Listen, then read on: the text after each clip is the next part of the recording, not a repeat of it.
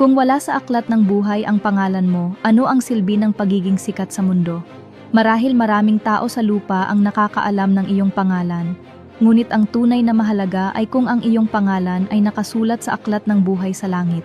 Sinasabi sa Biblia, "Gayon may huwag ninyong ikagalak ito na ang mga espiritu ay nagsisisuko sa inyo, kundi inyong ikagalak na nangasusulat ang inyong mga pangalan sa langit."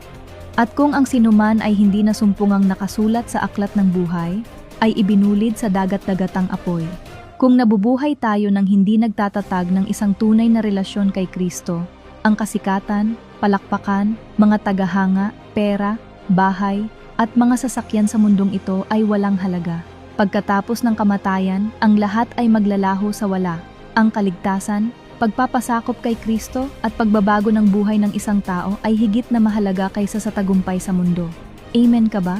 Handa ka bang manatiling hindi kilala at walang anuman sa lupa, ngunit dalhin ng Diyos sa kaharian ng langit, kaysa magkaroon ng kasikatan at pakinabang sa mundo, ngunit itapon sa lawa ng apoy? Sabi ng Diyos, ang kasikatan, pakinabang, katayuan, pera, at pansariling interes ay pawang pansamantala lamang.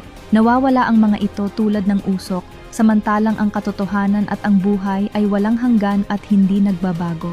Kung handa kang magtatag ng isang relasyon sa Diyos, mayroon kaming libreng online na pagtitipon araw-araw.